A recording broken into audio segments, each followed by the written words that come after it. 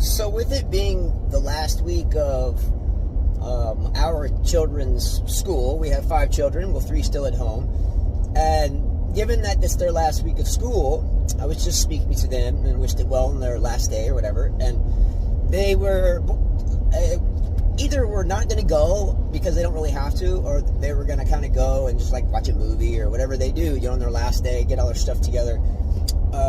And one of my children was saying that they didn't really feel comfortable sometimes on like the last week of school, at least over their past year or the past couple years, because there's always a substitute teacher, and the kids get rowdy, and they don't really kind of get into all that lack of discipline or whatever. So there's something that I like to call the substitute teacher effect.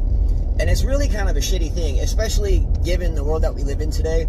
You have the economic woes, you have, the tariffs, the economy, and you have healthcare and housing, and car payments are through the roof, gas is expensive, groceries are expensive. And then we think about the substitute teacher for a moment. The substitute teacher generally is an older teacher or a younger one that's not doing that profession full time. And a lot of the teachers, if not all of them these days, are significantly underpaid, underworked, and can hardly get by. Meanwhile, the substitute teachers are usually even more in a precarious situation. So here comes the poor substitute teacher on the last day of school or the last week of school, only to get trounced by a bunch of children. Now, when I mean trounced by a bunch of children, I mean picture a classroom of 30 or 40 people, and those 30 or 40 people, children, are not listening, they're throwing things, they're acting up, they're getting out of their seats, they're leaving the classroom. And then think about the poor lady or gentleman that is substituting that day. What's on their mind? Can they pay the bills? Can they pay the medical bill that they have, even though they have insurance? Can they?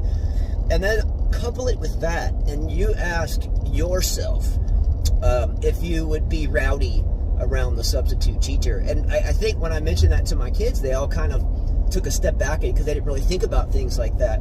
What are some other things that the substitute teacher affect, or what other arenas or what other spaces can it be found in besides the classroom? How about a substitute manager or no manager that comes in for work? How about I'm a tennis coach? How about if I have an assistant pro come in and I'm not around and just treats my students like crap? So think about it. Be dang nice to the substitute teacher, and don't forget to be kind, because everyone you meet is fighting a tough battle, especially now.